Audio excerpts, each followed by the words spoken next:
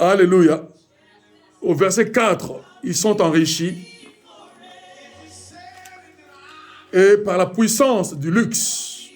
Donc, Apocalypse chapitre 18, verset 4, nous sommes au 4e verset.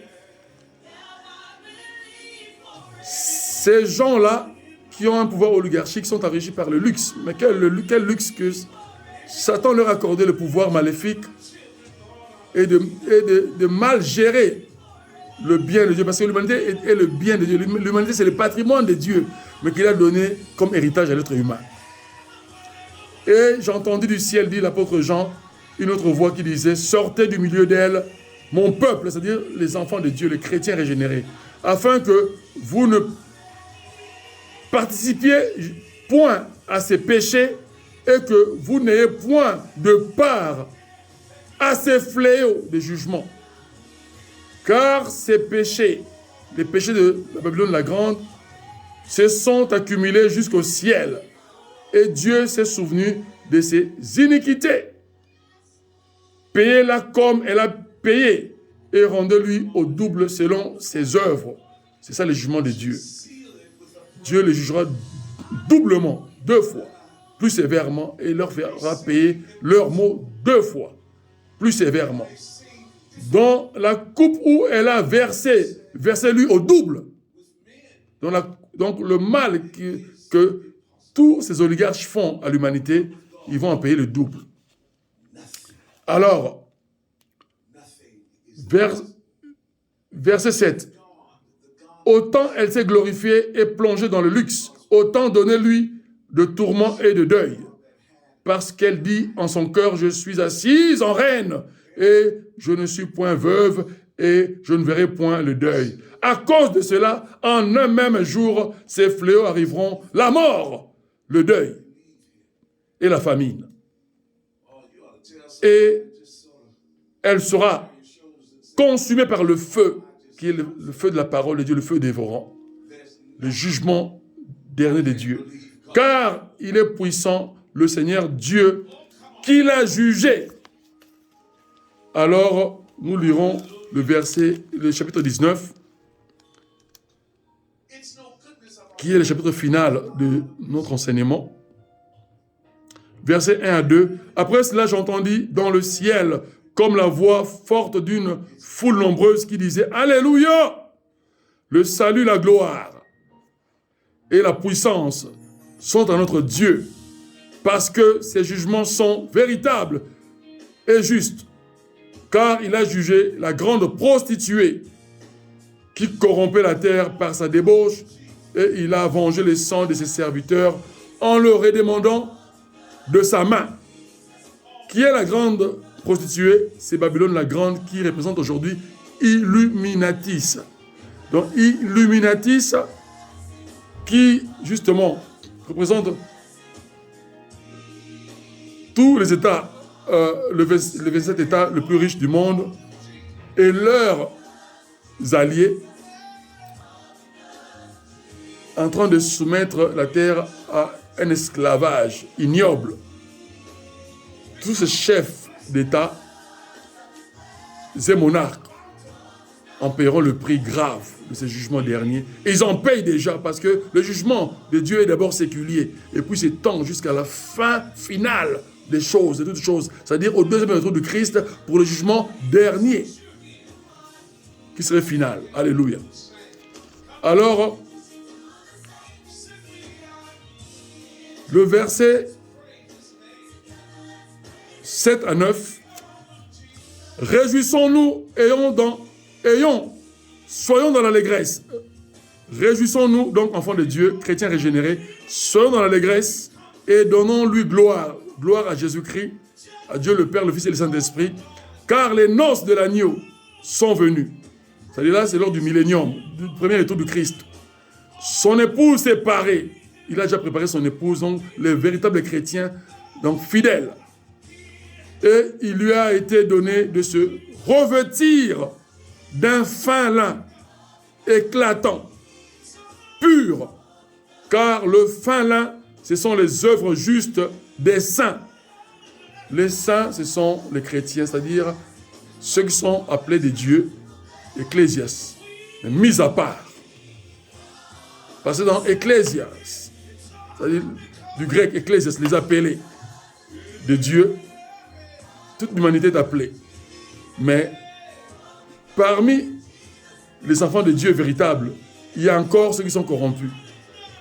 Et Dieu est en train de faire un tri final pour que lorsque Christ va revenir lors du premier retour, ceux-là puissent en bénéficier, c'est-à-dire les fidèles.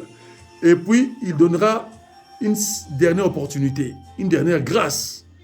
Alors, parce que la grâce ne sera plus, mais pour les autres qui seront infidèles, pour leur racheter leur devis de leur infidélité, mais ils mourront comme des martyrs de manière sauvage, de manière atroce, inhumaine, parce que le diable va revêtir l'humanité et ce serait un monarque ou chef d'État qui va diriger toutes les nations dans le mal et qui va forcer les gens à l'adorer lui en tant que créature à la place de Dieu. Et tous ceux qui ne voudront pas le faire, il va d'abord les torturer sévèrement jusqu'à leur mort. Donc ça peut durer des années de torture. Parce que lui, ce que le diable voudrait, c'est que ces gens-là renient Christ définitivement pour qu'ils aillent en enfer avec lui. Parce que lui sait qu'il n'aura plus de pardon, lui et ses démons, ils seront en enfer. Ils vont griller au feu de la géhenne éternellement. Mais en revanche, ceux qui seront fidèles dans ce temps-là, que je ne souhaiterais pas mon pire ennemi, parce que Dieu nous appelle à l'humanité excellente et noble. Je pardonnerai mon ennemi pour que mon ennemi entre dans la divinité du Christ par le salut éternel.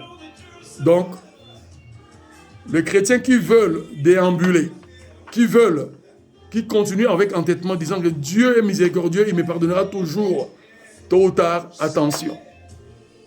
Vous risquez de rater le ciel complètement. Et beaucoup vont rater ce ciel-là parce qu'ils restent entêtés. Mais le but de l'enseignement évangélique, c'est de vous inviter à l'amour de Dieu. De vous dire que Dieu vous tend encore la main et qu'on ira vous tendre la main toute votre vie. Qui que vous soyez, il veut que vous abandonnez votre mal et que vous lui soumettez cela. Que vous confessiez devant lui, en commençant dans votre intimité, dans votre propre chambre, tous vos maux. Et puis, Dieu va ramener cette confession dans le domaine public de les églises. Et puis, vous serez approuvé des hommes et votre vie serait restaurée dans tous les plans, y compris dans le plan de la vie éternelle et des faveurs divines excellentes, immuables. Que Dieu nous bénisse. Je vous invite, frères et sœurs, à garder la foi, à vivre dans ce temps eschatologique de manière obéissante à la foi de l'évangile du Christ. Les nations qui souffrent comme la Syrie, comme le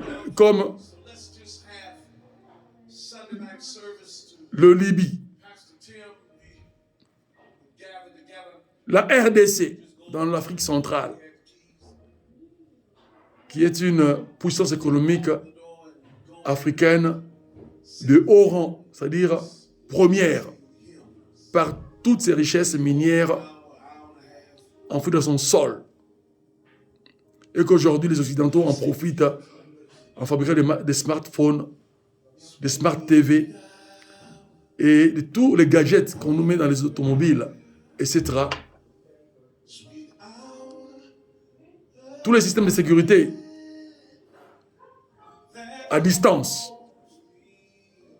par satellite, etc. En utilisant le coltan et tous les autres produits miniers annexes pour cet enrichissement économique dit moderne et technologique, par le biais technologique international. Le Congo, RDC, en est la source première mondialement.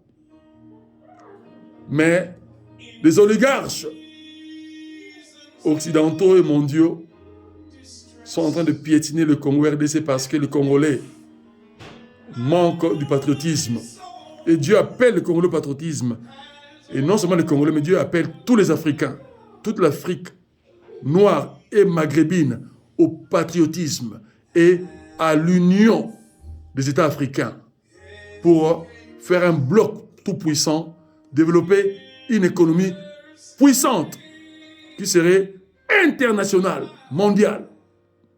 Alors nous pourrons mieux négocier avec nos frères occidentaux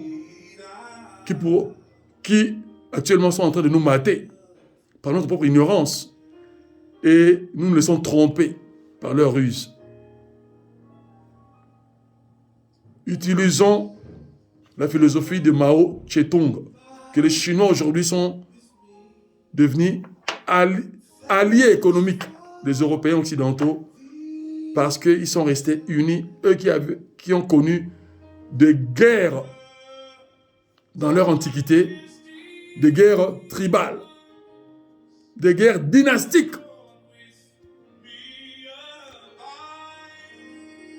Mais par Mao Tse-tung, ils ont reçu une philosophie excellente, plus que celle de Confucius. Et ils ont compris qu'est-ce qu'est le patriotisme. Et ils ont gardé leur culture linguistique, qui est la base justement du développement politico-économique et social de l'environnement humain. Aujourd'hui, la Chine est alliée politiquement et militairement à la Russie, avec la Corée du Nord, et ils sont très puissants. Mais ils sont aussi alliés, c'est-à-dire la Chine est aussi alliée avec l'Europe occidentale, économiquement, parce que la Chine est plus puissante économiquement. C'est la Chine qui fabrique tous les produits finis des Européens occidentaux, des pays occidentaux d'Europe, les pays les plus riches du monde. Même les artistes renommés mondialement, que ce soit les concessionnaires automobiles de grand renom mondialement, Rolls-Royce, Jaguar, Mercedes-Benz, Range Rover. En France, la Citroën, la Peugeot, la Renault, etc. fabriquent la plupart de leurs pièces et moteurs